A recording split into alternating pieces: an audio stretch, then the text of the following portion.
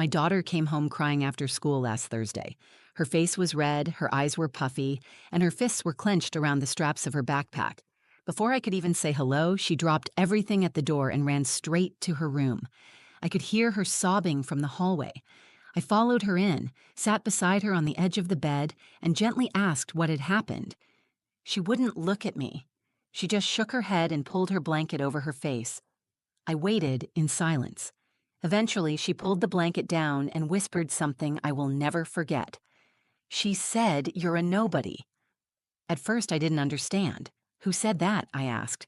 "My teacher," she whispered, barely able to get the words out. "Miss Winsley, she said I'm just like you, a nobody." It felt like my chest caved in. I blinked. I tried to stay calm. What was happening when she said that? Lena looked at me, eyes wide with hurt. I messed up my lines during the history project.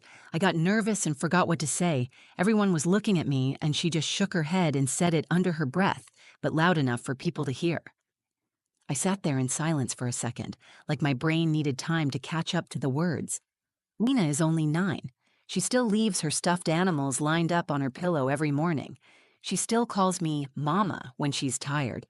And this teacher, someone I trusted to protect and encourage her, looked at my daughter at her most vulnerable moment and decided to hurt her even more by going after me. She said, "You're just like your mother, a nobody."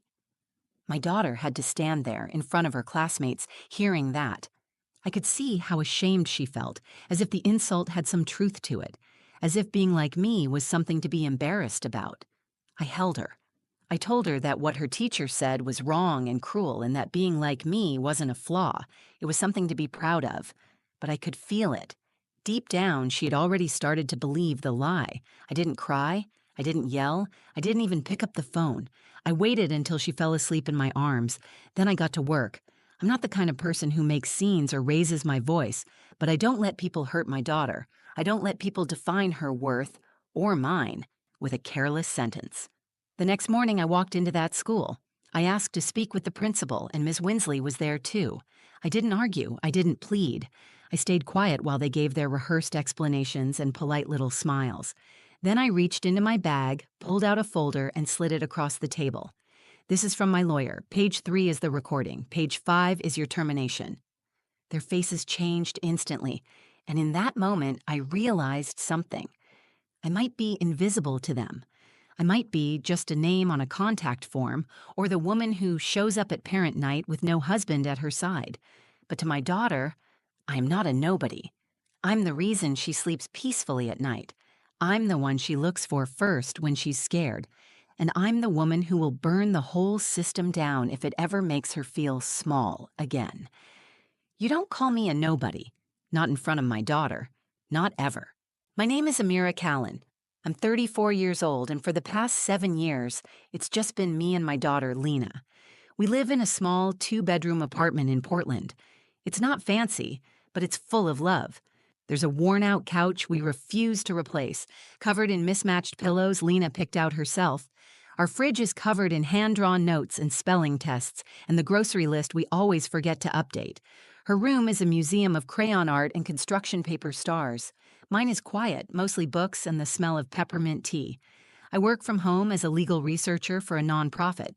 It doesn't pay much, but it gives me the one thing I've always fought hardest to have: time with my daughter. After my divorce, I promised myself I wouldn't let her grow up feeling like an afterthought. Her dad, Jace, moved to Seattle a year after we split.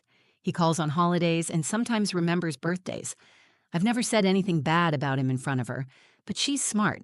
She notices when someone disappears. Lena is the light of my life. She's 9 years old, funny, sharp, endlessly curious. She can't stand injustice. She gets that from me. She loves reading, especially stories with brave girls who stand up for themselves. When she was 5, she told me she wanted to be both a veterinarian and a poet, and I told her she could be both, and 100 other things too.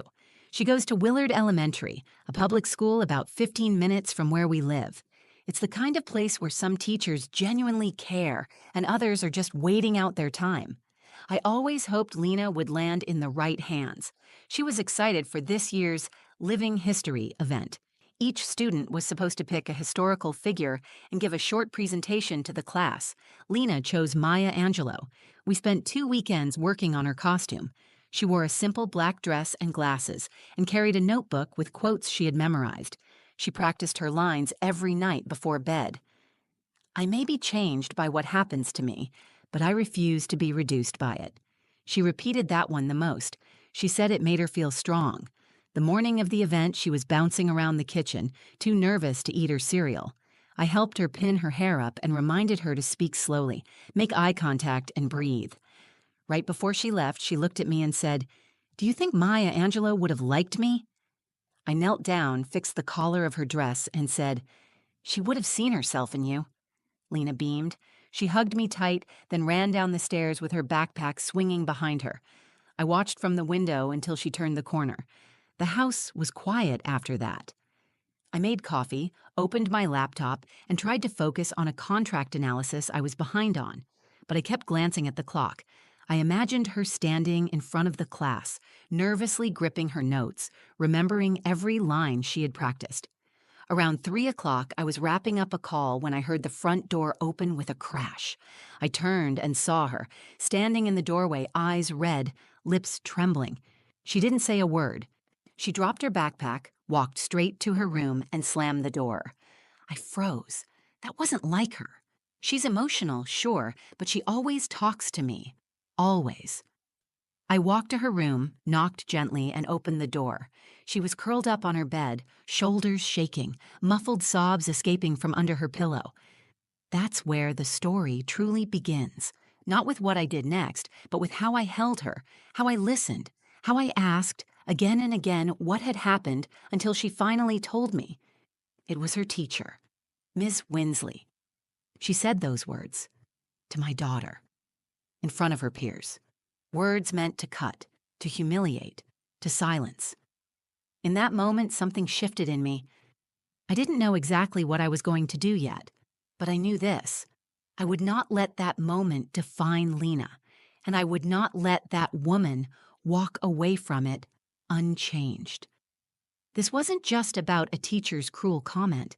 It was about what it means when adults forget the power they have over a child's spirit. It was about what happens when someone tries to write your worth in someone else's voice, and I wasn't going to let that stand. After Lena told me what happened, I sat next to her in stunned silence.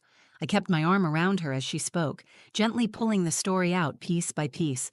She told me about the classroom, how excited she had been at first, how nervous she felt standing in front of everyone.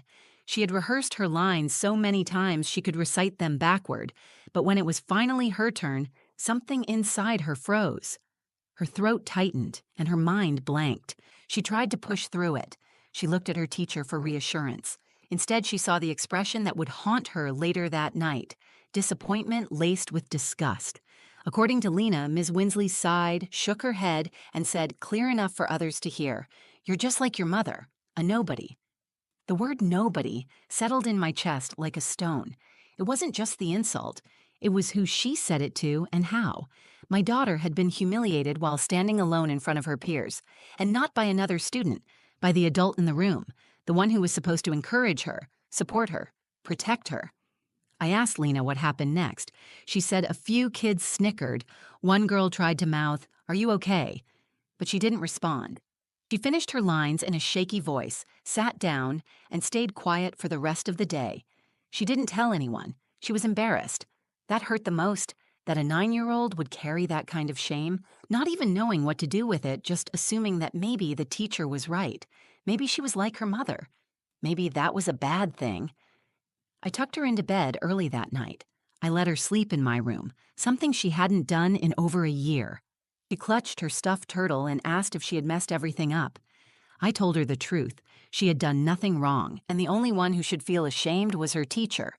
After she fell asleep, I sat on the edge of the bed for a long time. I wanted to scream.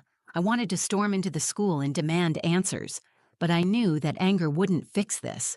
Rage wouldn't protect her. I needed to do this the right way, the lasting way. So I got up, grabbed my laptop, and started working. I pulled up Willard Elementary's website. I found their code of conduct, their staff directory, their teacher evaluation forms. I took notes. I looked up the Oregon State Education Board's policy on teacher misconduct and verbal abuse. I reviewed recent cases and complaints in public school systems. I knew how to do this. I had worked in legal research for nearly a decade. If anyone could build a case, it was me. But I didn't want revenge. I wanted accountability. The more I read, the more disgusted I felt. I found that Ms. Winsley had been teaching for over 15 years, had glowing performance reviews, and was often praised for her discipline and structure. But none of those reviews came from parents.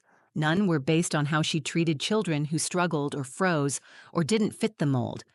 I decided to reach out to another parent, Rosa Mercado. Her son, Julian, was in Lena's class. I asked her if he had said anything about the event. She hesitated, then admitted Julian had mentioned something weird about what the teacher said to Lena. Rosa let me talk to Julian on speakerphone. He repeated it nearly word for word. "You're just like your mother, a nobody." My hands were shaking by the time I hung up. This wasn't just my daughter's story anymore. There was a witness, an actual account. I asked Rosa for permission to document the conversation and told her exactly what I planned to do. She agreed. She told me her son had felt uncomfortable around that teacher for a while. I opened a folder on my desktop titled Lena School Matter. I saved everything: screenshots, statements, district policy documents.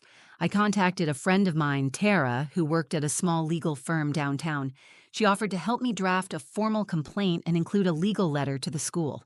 That night, I printed it all. I read every line twice.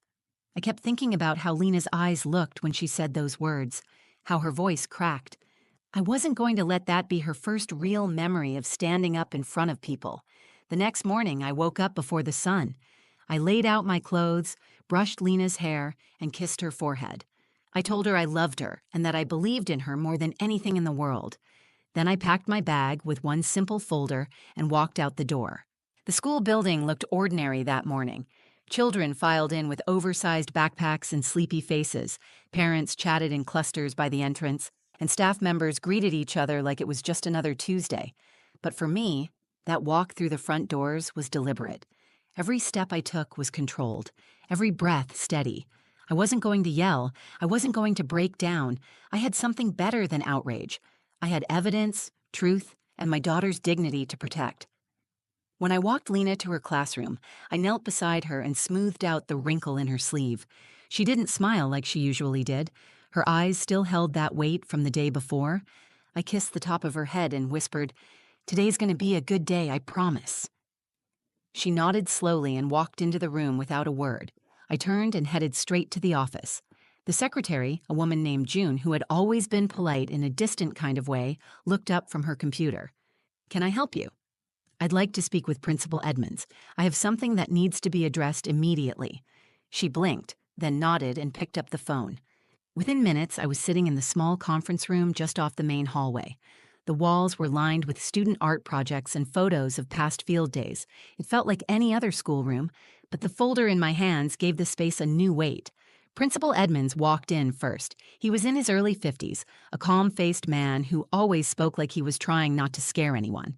I stood and shook his hand. "Ms. Callan," he said, "what's this about?" Before I could respond, Ms. Winsley entered the room. She seemed completely unbothered.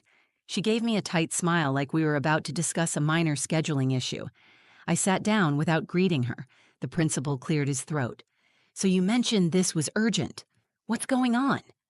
I took a breath, opened my bag, and pulled out the manila folder. I placed it on the table in front of them and slid it across the polished surface toward Principal Edmonds. "This is from my attorney," I said calmly. Page 3 is a transcript of a recording from a conversation between two students. One of them is my daughter. The other is a classmate who confirms that during yesterday's event, Ms. Winsley made a personal insult about me to my child in front of her peers. Neither of them moved. Page 4 is a copy of your own district's Code of Conduct. Section 2, Article 7, outlines professional behavior and emotional safety. The behavior in question violates 3 separate clauses. Still nothing. Page 5 is a formal draft of a termination request. It includes the evidence, a summary of witness statements, and the names of those who are willing to confirm what was said. We will be forwarding it to the district office if I don't receive an immediate and appropriate response. The silence was complete. The principal finally reached for the folder, opened it, and began reading. Ms. Winsley laughed once under her breath. Was this really necessary? It was a slip. I was trying to redirect her attention, and I looked at her directly. You humiliated my daughter in front of her classmates. You called her a nobody by calling me one. She didn't need redirecting. She needed support. I didn't say it like that. I didn't raise my voice. I didn't lean forward. I just kept my gaze steady. You said it, and a child heard it clearly enough to repeat it word for word. You don't get to minimize it now. Principal Edmonds looked visibly shaken. His hands were folded over the folder, his lips pressed together. He finally said, "Thank you, Ms. Callan. We'll be reviewing this immediately and contacting the district's legal team. I want you to know we take these kinds of matters seriously." I nodded once and stood. As I gathered my things, I looked at Ms. Winsley one last time. You told my daughter I was a nobody. You tried to use your authority to shame her. That may have worked on other kids, but not mine. You picked the wrong child. You picked the wrong mother. Then I left. As I walked through the halls, students were laughing, lockers were slamming shut, and teachers stood outside their doors chatting. It looked like any other school day. But for me, everything had changed, because I had stopped waiting for the world to do the right thing. I had done it myself. I didn't say a word when I left the conference room. I didn't need to. The truth was now sitting in black and white on the table in front of them. Let them read it. Let them sit with it. Let them realize what it meant when a mother stops asking for justice and starts demanding it. That evening, I got a call from the assistant superintendent's office. They had received my documentation and would be conducting an immediate internal review. I knew what that meant. It meant I had their attention. It meant they couldn't bury this. The next morning, Lena woke up more cheerful than I expected. She asked if she could take her art supplies to school so she could work on a poster during recess. I said yes. I watched her pack her markers into her pencil pouch and adjust the straps on her backpack. There was a quiet strength in her again. It wasn't completely restored, but it was returning. Later that day, I got another call, this time from Principal Edmonds. His voice was less polished than usual. There was hesitation in every word. "Ms. Callan," he said, "I wanted to inform you that Ms. Winsley has been placed on administrative leave pending the investigation. She will not return to the classroom during this process." I let the silence hang for a moment before I answered. "Thank you for letting me know." He began to offer an explanation, but I stopped him. "Mr. Edmonds, I'm not interested in excuses. I'm interested in outcomes. If you want to rebuild trust with families, you can start by holding people accountable." He paused, then simply said, "Understood." By the end of the week, a substitute teacher had taken over Lena's class. A kind man named Mr. Drew. He introduced himself to the students with a warm smile and a promise that everyone would get a fresh start. When Lena came home that Friday, she told me Mr. Drew had asked each student what they loved to do outside of school. Lena told him she liked to draw. He asked if she would be willing to help decorate the classroom bulletin board. That night, she came home beaming. She showed me the sketches she had made. There were stars, animals, and a quote from Maya Angelou that she wrote in big purple letters. "Still, like dust, I'll rise." My chest tightened as I read it. She hadn't given up on her project. She hadn't given up on herself. A week later, I received a final letter from the school district. They had completed their review. The audio and transcript, along with corroborating witness statements, were enough to support disciplinary action. Ms. Winsley's contract would not be renewed.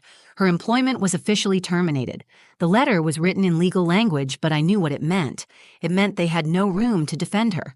It meant the truth had weight. I didn't celebrate. I didn't post about it online or tell other parents in the pickup line.